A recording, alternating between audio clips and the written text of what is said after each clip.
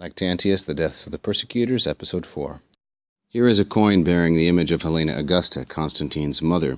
His father, Constantius Chlorus, discovered her, according to Ambrose, when she was working as a stabularia, or barmaid. She was a native of the town of Drepanum in Bithynia of Asia Minor, although her exact birthplace is unknown, and the legend of her being a stabularia might be just that, a legend. Qui insultaverant Deo jacent, qui templum sanctum everterant, ruina maiora cacederunt, qui justos ex carnifica verunt, calestibus plagis et cruciatibus merdatis, docentes animas profuderunt, cerdro id quidem sed graviter ac digne.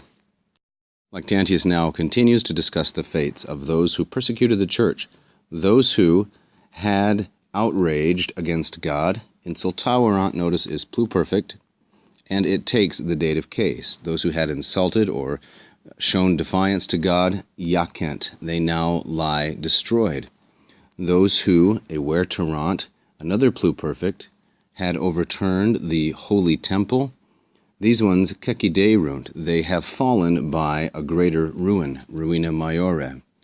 Meanwhile, qui, those who, justos ex carnifica verunt, those who tortured, and now we have a perfect tense instead of a pluperfect, those who tortured ex carnifica verunt, you can see in there ex and carn, that is having to do with the flesh, the righteous who tortured the righteous, justos, by heavenly penalties and by well-deserved tortures, cruciatibus meritis, their guilty souls they poured out, profuderunt, another perfect.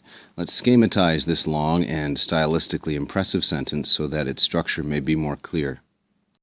It starts with a series of qui clauses. Qui, qui, qui. Each one of these qui clauses has a corresponding verb, namely insultaverant, everterant, and ex carnifica verunt. This one in the pluperfect, as I've said, this one in the pluperfect, and this one in the perfect tense.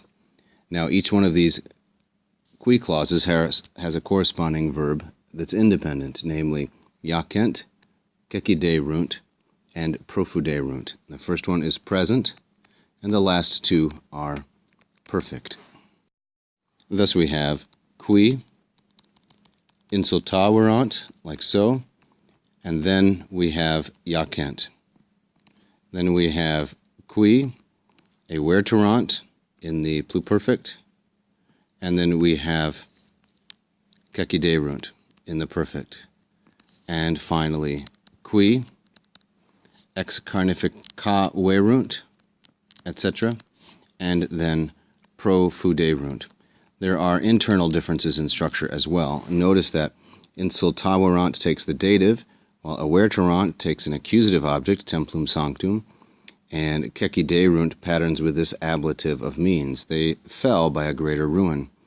Qui ex carnifica verunt, this verb here, takes an accusative object, justos, the righteous, and profuderunt also takes docentes animas, their guilty souls, and then this nice phrase, calestibus plagis et cruciatibus meritis.